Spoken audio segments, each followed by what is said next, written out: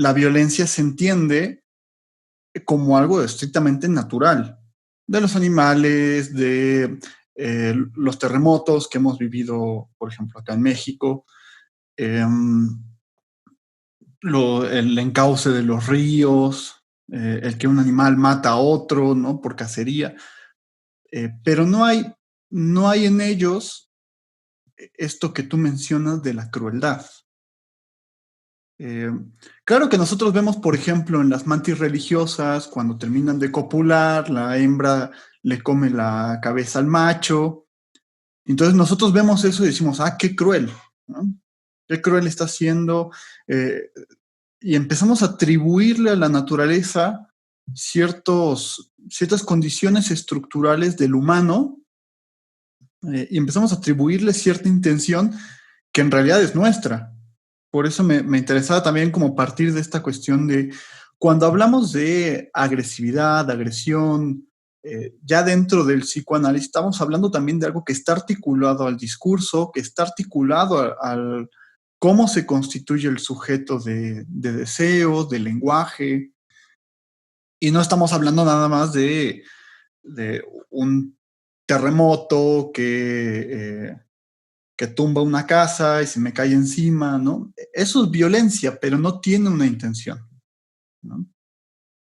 A mí me interesaría también enfatizar esa palabra, digamos, con todas las que dices, enfatizar esa palabra, intención.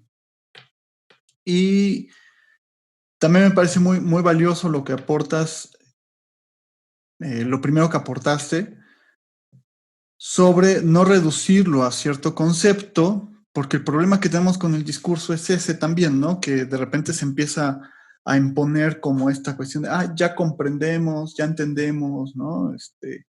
Ya, como ya hablamos de la violencia, ya la definimos y yo di es disruptiva, simbólica, ah, ya, ok, perfecto. Pero pues tenemos el problema también de preguntarnos si eso en realidad está aprendiendo con H a esa realidad y lo que dije al inicio, y no la está sometiendo a sus propias categorías, a sus propias leyes, a su propia forma de representación de las cosas. Me parece interesante pensarlo por ahí. Y bueno, pues me gustaría también que nos dijeras un poco qué diferencia ves tú entre violencia, agresividad y agresión. Sí, retomando esto que dices de si nosotros estamos construyendo una realidad con nuestros estudios o podemos observar la realidad y poder describirla, a mí me parece que las palabras gestan universos. Claro, siempre en correlación las palabras. Las palabras, según cómo se acomoden, se determinen, se combinen, se permuten, generan realidades. No creo que tengamos un acceso a una realidad fáctica, física, pura, objetiva, exenta de nuestra posición, de nuestro filtro, de nuestra idea para estudiarla. Aspiramos de alguna manera a ser neutrales con lo que estamos viendo, pero el antropomorfismo lo tenemos bien puesto. Hace un ratito comentaba sobre la decapitación de la mantis religiosa macho a manos de la hembra. Bueno, un curioso ejemplo para pensar justamente en que es casi imposible poder estudiar algo sin la mirada humana, ¿no? Sin esta proyección, este animismo, este animatismo, esta forma de explicarse lo que nos rodea, explicar las relaciones entre nosotros, conmigo mismo, sin esta mirada, sin estas palabras que vienen a fundar. Dice Gabriel García Márquez que a él le gusta recuperar palabras que ya no son tan usuales en el léxico castellano, ¿no? Porque perder una palabra es perder mundos y posibilidades de habitar en estos. Entonces él en sus novelas incorpora palabras que de repente ya no están tan en boga, tan en uso, ¿no? Y creo que sí, las palabras nos construyen, nos hacen, nos permiten abrir horizontes. ¿Y qué otro terreno nos podríamos mover si no es en esta escucha audible de nuestras palabras? Entonces, pues sí, creo que nuestras palabras nos dan caminos, también nos los cierran. En particular, lo que tú me propones, quiero retomar algunas líneas escritas para pensar esto, ¿no? Sí, Perfecto. insto a hacer la distinción de violencia, agresividad y agresión, porque creo que hay que partir que en lo humano no hay algo de lo natural, no hay algo de lo instintivo remarcado, sino más bien es siempre algo que tiene que ver, decías, con los deseos, con los anhelos, con lo que está sujeto del lenguaje, mencionabas, sí, sí, uno es en función de cómo te han dicho que son las cosas a través de las palabras, uno es en función de la cultura, de la ley, de las prohibiciones que existen, de la ropa, de las tradiciones. Eso es lo que nos constituye y desde ahí podemos hablar y decir y contar. No operamos conforme al programa genético, al instinto, a la naturaleza. No, estamos lejos de ese territorio. Entonces, por eso, pues sí me interesa decir que la violencia apunta a la hipótesis de un mundo natural, objetivo, no humano, como si se pudiera hacer distinción. Pues si la violencia solo fuera la fuerza, la abundancia de poder, lo que actúa con mucha energía, como lo atestigua su origen latino, violentus, pues bien el choque de dos astros sería violento, mas no agresivo. Para que fuera agresivo, tendría que ver la mirada de aquel que se identifica con esa acción, que desde uno se pone en ese lugar de lo que desea como resultado. Sería la pasividad humana fascinada en la actividad de la naturaleza. Por supuesto que uno voltea a ver estos grandes cataciclismos, un huracán, un tornado, un terremoto, pero ese es el cataciclismo. Lo catastrófico no es el tornado, sino sus efectos en lo humano. Las casas que se llevó, los edificios que derrumbó. Una cosa es una cota y una cosa es el fenómeno de la explosión, de la erupción, y otra cosa es que la catástrofe tiene que ver con lo humano. ¿A quién afectó? A su población, a su ganado, a sus cultivos.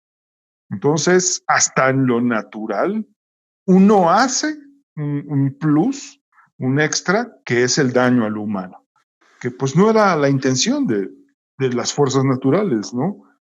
La caída de un árbol, la turbulencia de un río, la descarga eléctrica de una tormenta, una fiera devorando a su presa, las olas impactando un cantil, son terreno de lo natural, de lo químico, de lo físico, de lo biológico.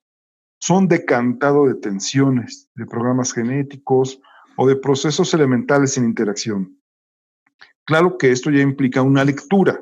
Yo estoy leyendo estas ideas, pero se subraya que esta es una hipótesis del mundo natural, la violencia. Otra cosa es la agresividad y la agresión. Estas dos, la agresividad y la agresión, basándome en las ideas de Lacan, particularmente en lo que tiene que ver en la agresividad en psicoanálisis, es que son vitalidad profusa, son armatostes entre el amor y la muerte.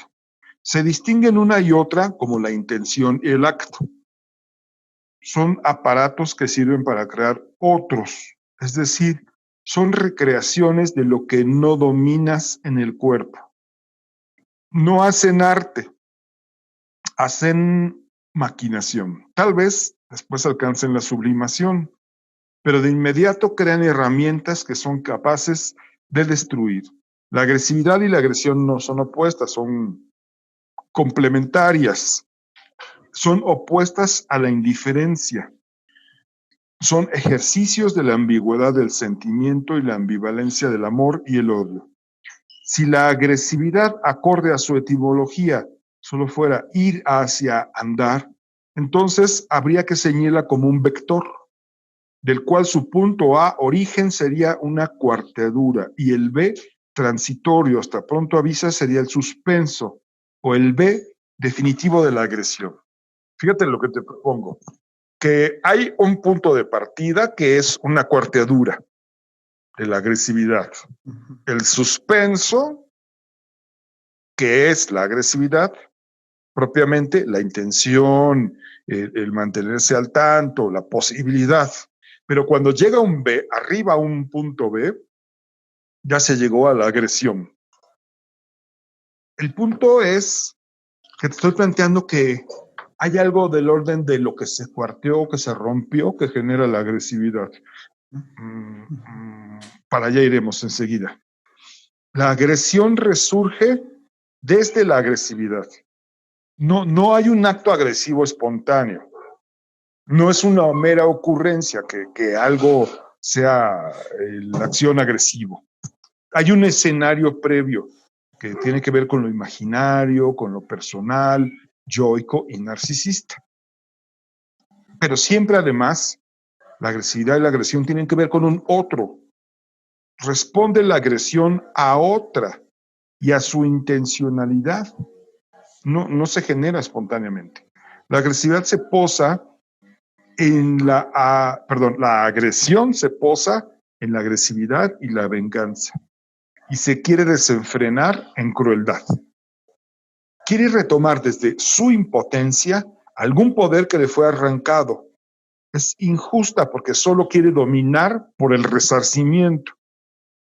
El mundo, el cuerpo, los otros y el lenguaje evidencian esta anticipación que tiene que ver con sentirse impotente e imposibilitado. Es una respuesta a un sentirse mal, a sentirse débil, a sentirse sin la posibilidad. Y esto es sentido como efecto de ser transgredido y deriva en una creencia y una certeza de que nada puede hacer para cambiar o hablar. Tiene que actuar. Fíjate, uno se enajena con esta sensación. La agresión, es decir, el acto, es el espejismo del preludio de la agresividad, que no por virtual no hace sus veces. Genera en un instante un poder ebrio de lo atroz, de sí, de silencia, destruye y corrobora su incapacidad. Quiere alcanzar un control, salir de un sufrimiento, quiere dominar, quiere liberarse, pero lo único que consigue es verificar, reificar, alinear su malestar a no poder decir nada. Porque la agresión, si bien es una respuesta, no habla, dice algo, pero lo dice en acto y lo dice de manera brutal. Sí, bueno, la agresión se asienta en este narcisismo, es decir, en una construcción imaginaria que se engaña al no reconocer su impotencia radical. La agresión confunde al sujeto transgresor de una realidad de posibilidad, pero también ahí el sujeto es usado, es decir, uno se encuentra totalmente absorto de sí, uno ya no es, como cuando dice uno, sentí que no era yo, sentí que me sacó de mis casillas, sentí que era otro, ¿no? Uno se sale de sí. Dice Daniel Gerber, tiene un artículo que se llama El estúpido encanto de la violencia. Sí, te deja en estupor. Apela a esta cuestión de satisfacción y placer que decías cuando uno se erotiza en la agresividad. Sí, por supuesto, hay una ganancia libidinal. Uno llega a sentirse bien por poder ser agreste. La ilusión consiste en creer que dominar da poder, cuando en realidad lo que está suprimiendo es este creciente abismo de impotencia. De ahí el carácter radicalmente alienante de la violencia, es decir, que te enajena, que te deja todo absorto, que te puede poner ebrio de esta locura, ¿no? ¿Qué puede quedar entre la impotencia y la agresión? ¿Qué opciones hay para la experiencia de la agresividad y la subjetividad? ¿Se puede desear de otra manera? ¿Podemos ir más allá de estas fantasías narcisistas que nos fascinan en la agresividad y hacen proclive la agresión? Es decir, ¿hay cura? ¿Hay forma de resolverlo? ¿Es posible hacer otra cosa? ¿A cambio de qué? Bueno, quiero señalar el instante de una posible generación de la agresividad, ¿no? La agresividad como la consecuencia de una pérdida. A ver, te estoy diciendo que, ¿te acuerdas de este vector que pusimos entre A y B? Una cuarteadura, la agresividad y la agresión. Algo se perdió que generó la intención de agresividad. Y la agresión pretende ser el antídoto para lo que se perdió. La agresividad es un segundo tiempo. Es respuesta, es sustitución, es restitución. Ya cuando se vuelve agresión será en un primer tiempo. En el primer tiempo se pierde porque se da algo, se debe, se da en contra de algo y se procura la recuperación al dar a cambio de algo.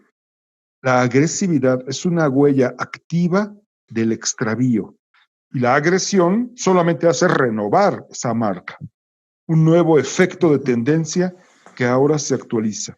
Estoy diciendo que hay una carencia que es la que propicia la agresividad.